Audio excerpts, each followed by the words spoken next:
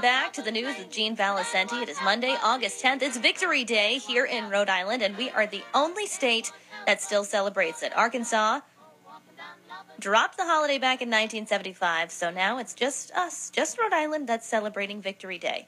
And here joining us on the line now is David Preston. He's a former aide to Governor Bruce Sunland. He's also a former Marine, and he's a principal at the New Harbor Group. And Dave, I wanted to have you on today because you wrote this fascinating op-ed about why we should keep Victory Day. It was in the Journal many years ago, or several years ago, I should say. And so I wanted to have you on this morning, so thanks for joining us. Sure, Kim. Thanks for having me on. I'm enjoying the show this morning. Oh, well, I appreciate it. Thanks for listening. And so, you have the stance that Victory Day, despite some people's opposition to it, is extremely important to celebrate. Why is that? I think there's two reasons why it's important to commemorate the day. The first is as a reminder to us as a nation of what we're capable of when we're all focused and pulling together in the same direction. Winning that war was a significant achievement and a great credit to the country and to our open system of government. I think the second reason why it's important is it's important to remember and to honor and to show some gratitude to that generation that fought the war, and also to the generation that stayed at home and worried about them, their families. I had three uncles who fought in Europe, and I remember my grandmother telling me about what a burden it was to sit there every day and wonder about not just one child but three children over there fighting. And so that's worth commemorating and remembering. Absolutely. Now, it's important to remind people that although sometimes it's commonly referred to as VJ Day, its formal title is Victory Day, and that's an important distinction to make. I agree. I think it is an important distinction. I think Victory Day is really about a day where we remember the accomplishments of that generation and of this country. And in addition to that, it really does reflect the difference in the strengths, although they're not always apparent, of an open and free and democratic society as opposed to a dictatorship as we were facing both in Europe and both in the Pacific. And I think that's really important to remember.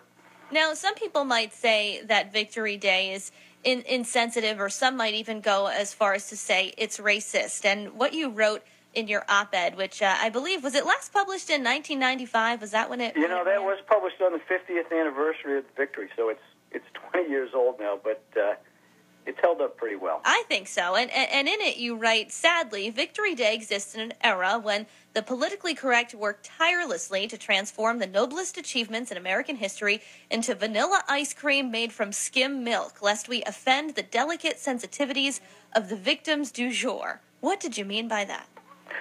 Well, I think what I was trying to say there is if we call it by the right name, which is Victory Day, I think we do commemorate the right things.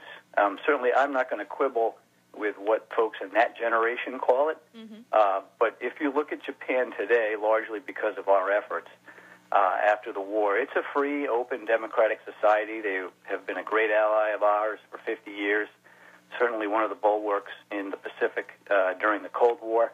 And so, they are a friendly ally, and that historically has worked well. But the Victory Day is the day to remember, as I said, what we're capable of as a great country and the differences between a free and open society and some of the other systems of government that we see around the world.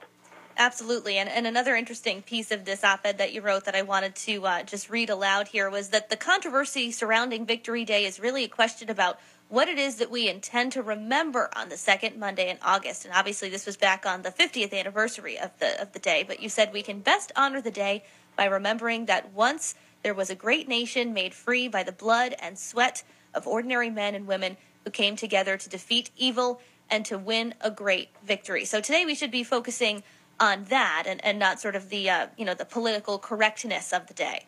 I would agree with that, Kim, and I haven't seen that piece in a while, but certainly that piece that you just quoted, if I might say so, that certainly is a timeless thing that I think all Americans could agree with. Absolutely. And obviously, we've been talking about this a lot. Rhode Island is the lone state that is still celebrating Victory Day. It's a state holiday. Do you think it will ever go away? I hope not, because the things that it does commemorate, I think, are really important and, like I said, timeless. And it's good to be reminded of those things from time to time. Absolutely. Well, David Preston, a former aide to Governor Bruce Sunland, you're now at the New Harbor Group, and a former Marine as well. Thank you for your service, and thanks for joining us on this Victory Day. Kim, thank you very much. Thanks. It's 8:16.